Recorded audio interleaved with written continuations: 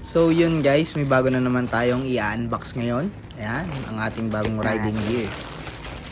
Check natin to guys. Bagong dating. Oh, sheesh. Motowolf.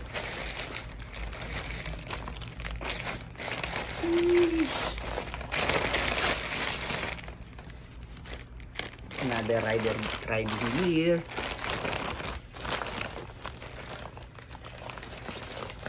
Sheesh. Resealable.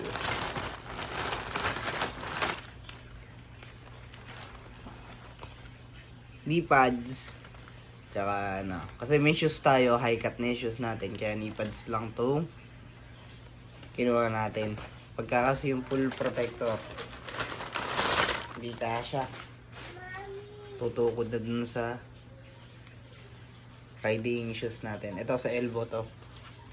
Ano. Diba? So yun lang guys. Update ko kayo. Ayan, Motowolf. Sa elbow. And sa knee. Camouflage. Ang ganda tela niya. Oh. Talagang ano, parang bag. Alam niyo yung hook na bag. Ito yung tela niya. Parang cordura. Ayan. So yun guys, ito nga pala total build quality niya. Ayan, nilagyan natin ng flash no, para makita nyo. Yan, oh. Tapos yung loob niya, ayan yung likuran. Then ito yung sinasabi sa inyo, yung may double ano siya, double strap. Isa sa likod, tapos isa yung carterize. Ganun din yan, kabilaan. Carterize, tapos isa doon sa loob. Tapos yung pagka-plastic naman nito, ayan, parang ano, maunat siya talaga. Ayan o, nakikita niyo yung pinipiga-piga ko na. Matigas siya talaga. Kung ikukumpara natin sa ano, sa klase ng plastic, para siya ano, ABS type na plastic. Ayan, ang kunat to. Talagang poprotektahan ka rin nito sa slide. Ayan ang reflectorize oh. Ayan guys, yung pagkapit niya. Diba ang angas? Ayan. Motowolf. May logo pa siya dyan ng Motowolf. Oh. Rubberize.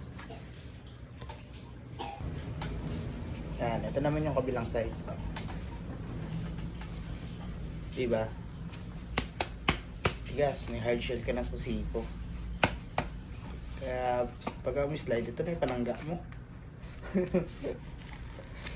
Mahilig sa mga racing dyan. Kaya sa knee pads.